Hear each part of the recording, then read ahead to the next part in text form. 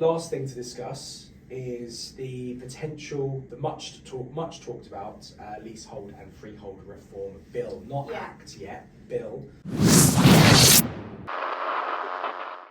Announced in the King's speech, which is a bit of a random place for it to be announced.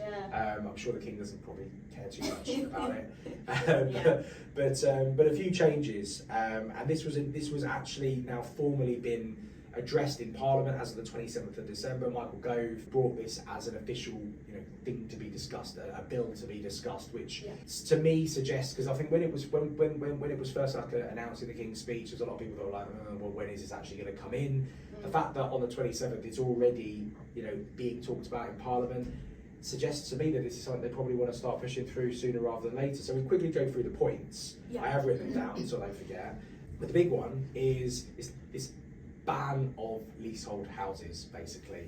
So effectively what that means is that any new build property, any house that's built from now on, there are existing leasehold houses, but any houses built from now on will not, under this bill, would not be allowed to be leasehold. They would have to be freehold, which for us from a lending point of view helps, because there are a lot of lenders out there that don't like their leasehold houses, aren't there? It's funny, because I was just saying earlier that I bought a new build flat, and we've got like a community, and everyone moans about the management company. Like, for me, it's annoying anyway, but you just got to deal with it because you're in a flat. But I would hate it if I had a house that was leasehold and being dictated and billed every year. It's crazy the amount they're being billed as well, just for nothing really. So it's definitely going to help, and I think if you're using, as a property investor, if you're using a strategy such as extending leases as your main strategy, where you're buying houses that have got low leases at the moment, getting them extended, there's been a change in that as well, hasn't there? Yeah, so that was another big one, which is the standard at the moment to extend, so when you approach a freeholder to extend your lease, the standard is to extend it by 90 years. That under the reform bill would be changed to 990 years. So I feel kind of sorry for like leasehold solicitors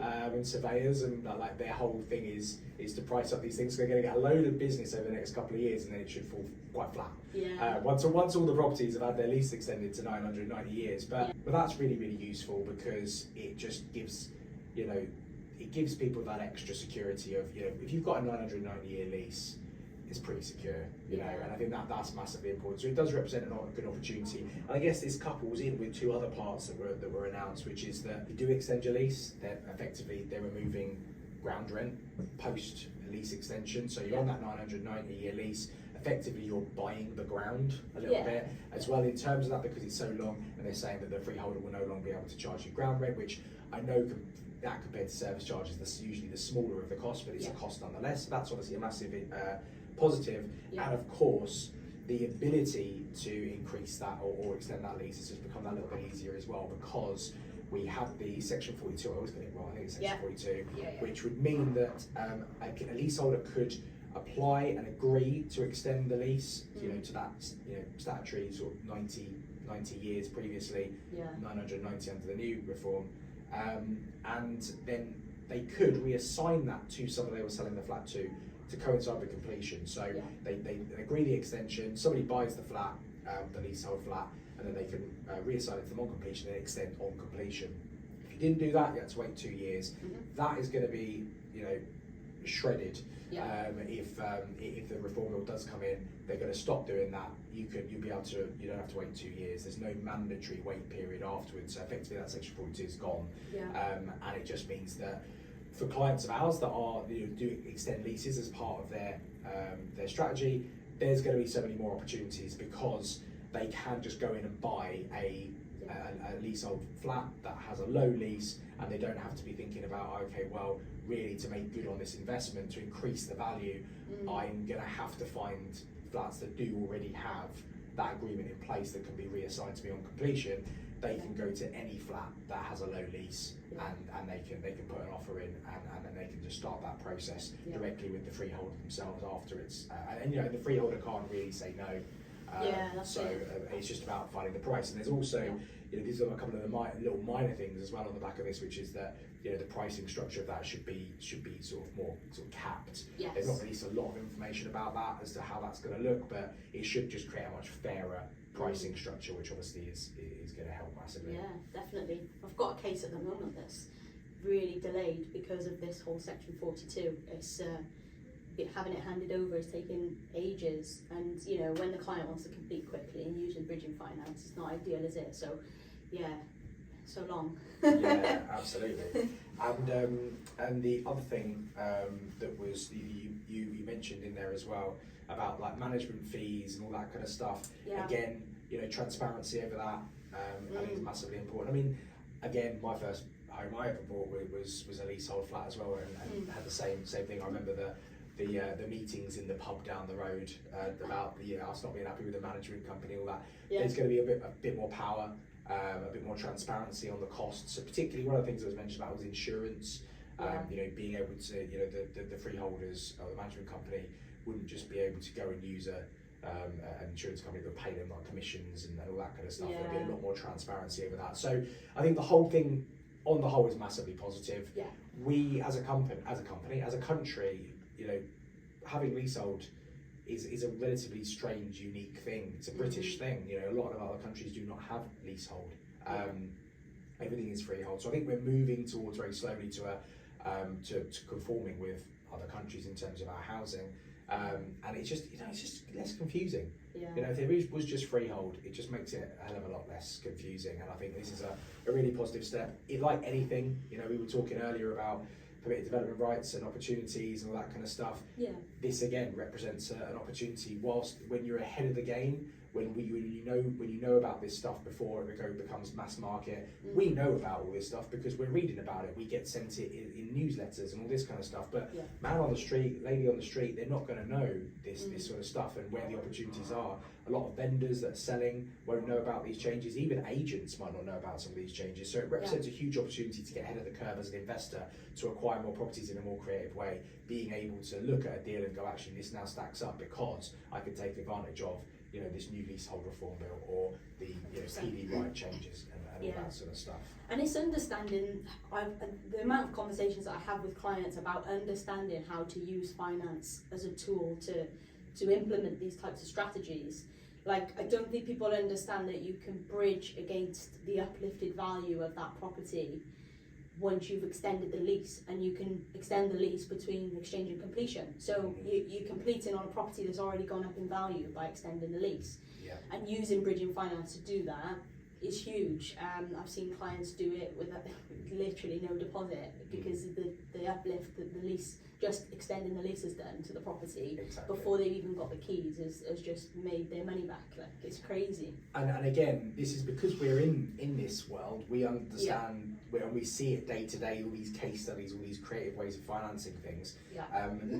I say all the time, if an investor can have even, you know, a slightly higher understanding of different financial products, different finance products, and how they work. Even within the sphere of bridging, there are so many different mini product sectors. Just understanding how all these works, working with a good broker, cough cough. Actually, just it's such a game changer. Yeah. It puts you ahead of the curve.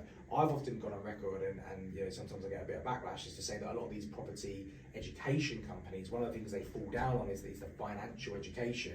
100%. Whereas I think that's actually one of the most important aspects of it, because understanding how to finance a deal and how you can be creative in doing that it can be one of the biggest ways of propelling yourself forward. Yeah. And unfortunately, and you know, I actually watched a video recently about bridging finance by somebody who is actually very well known for being you know, the owner of a property education company, and he went through a deal and talked about bridging finance, and the numbers didn't work. As I was watching it, I was going, this doesn't make any sense. And I actually went and looked at the comments, and all the comments said exactly the same thing. So I'm thinking, this person is educating a load of people about this, and if he's giving the wrong information, then that's not good. So you know, one of the best things you can do is obviously subscribe to this channel, and you'll learn a lot about different finance products and how you can use those to structure different kind of strategies and different types of deals. But you know, really educating yourself, working with a broker that really understands it, I think is imperative. And like you say, with so many opportunities over the next 12 months, 24 months, get in ahead of the curve, Yeah. understand things better than the normal Joe blogs, and there are going to be so many opportunities. Yeah, 100%. There's been plenty of times where I've had conversations with clients and I've gone, why didn't you try this way? And why don't you negotiate with the vendor to try and get an exchange delayed completion and we can fund it this way? And it's like, and they're like, what? It's when you say something like, oh, you can do an exchange with delayed completion, and they don't know what that is. Yeah. And you're like, hang on a second, are we brokers or are we property educators? Yeah. But it's part and parcel of what we do. I think what we like to do to set ourselves apart as a brokerage at Grand Union Finance is that we do understand how to structure different deals, not just from a financial point of view, but because we're so lucky to work with so many amazing investors. Funnily enough, we see what the good ones are doing, exactly, and we work with them to make those purchases work, those developments work, those projects work. And we can impart that knowledge onto to some of the other clients we work with that are maybe a bit earlier on in their careers in property. And that's actually, for me, I don't know how you feel about it, but it's one of the best parts of my job. Being able to talk to clients and not just be sitting there like on a calculator or going through boring figures. It's actually talking about creative structures and strategies and where do they want to be in 15 years time and how can we help get them there. That's for me, that's the best part of the job. 100%. It literally, like you just said, it's either starting with the brand new investors and helping them through their journey to reach their goals, whatever that may be, but also working with the clients that are further on in their journey and maybe just taking little bits and bobs from what they're saying and helping the ones that are earlier on. And it's definitely the best part of the job for sure. Yeah, and if you want to be one of those clients that can get benefit from the knowledge that Chanel and I have, do get in touch. As I mentioned before, there's a link down in the description below to come through to our contact page where you can request a call from one of the brokers here at Grand Union Finance. There's actually a link below specifically to speak to Chanel when it comes to bridging. She's a bit of a ninja when it comes to bridging finance, so you can book a call directly with Chanel to talk about all your bridging needs. Thanks for joining us. Thanks, Chanel, for coming in. Thank you. And we'll see you on the next one.